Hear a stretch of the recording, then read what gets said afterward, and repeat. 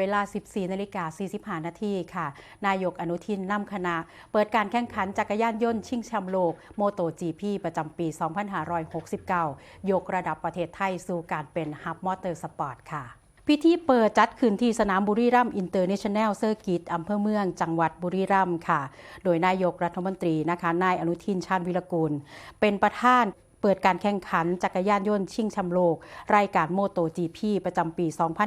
2569 คณะรัฐมนตรีนางสาวนัทริยาทวีวงศ์ปลัดกระทรวงการท่องเที่ยวและกีฬาผู้บริหารกระทรวงมหาดไทยพร้อมด้วยผู้บริหารกระทรวงการท่องเที่ยวและกีฬาผู้บริหารกระทรวงวัฒนธรรมตลอดจนผู้เข้าแข่งขันและนักท่องเที่ยวที่เข้าชมงาน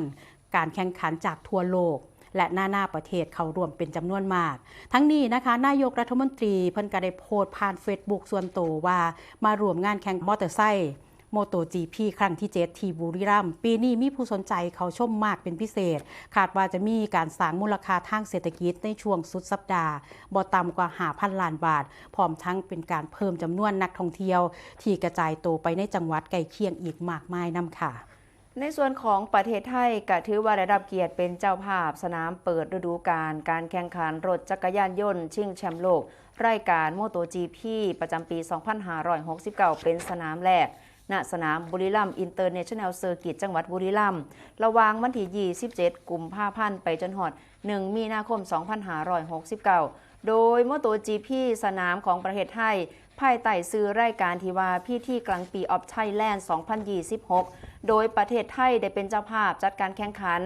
โมโต GP เป็นปีที่ 7 แล้วและก็เป็นสนามเปิดฤดูกาล 2 ปีติดต่อกันสะท้อนถึงการเดินหน้ายกระดับประเทศไทยสู่การเป็นฮับมอเตอร์สปอร์ตในภูมิภาคส่งเสริมเศรษฐกิจให้กับประเทศและการกระตุ้นเศรษฐกิจฐานรากให้กับประชาชนซึ่งทางกระทรวงมหาดไทยโดยกรมการพัฒนาชุมชนยังได้ส่งเสริมให้ผู้ประกอบการโอท็อปออกร้านจำหน่ายสินค้าประเภทต่างๆภายในงานอีกอย่างหลากหลายเลยล่ะค่ะเห็นบรรยากาศนี่ก็ถือว่าบุรีรัมย์ก็ถือว่าเป็นจังหวัดที่มีศักยภาพพร้อมในการเป็นสนามในการแข่งขันนะคะก็ถือว่าเป็นสถานที่ในการจัดกิจกรรมใดในระดับโลกกันเลยทีเดียวหรือว่า World Event ที่ซอยดึงดูดนักท่องเที่ยวจากทั่วโลกโดยเฉพาะกลุ่มแฟนมอเตอร์สปอร์ตที่ถือเป็นกลุ่มที่มีศักยภาพในการใส่ใจ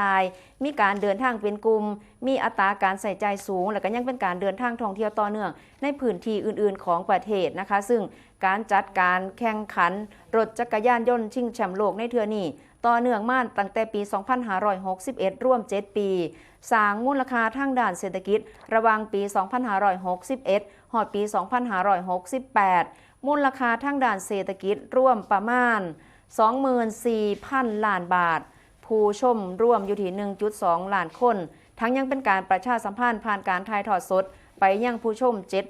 700-800 ล้านครัวเรือนทั่วโลกกันเลยทีเดียวค่ะเมื่อว่านี้ก็ถือว่าหลายคนเนี่ยนะคะติดตามเบิ่งเพราะว่ากิจกรรมในเทื่อนี้ก็ถือว่าประเทศไทยนี่มีศักยภาพพร้อมโดยเฉพาะที่บุรีรัมย์เป็นสนามการแข่งรถทางเรียบที่ถือว่าได้มาตรฐานค่ะ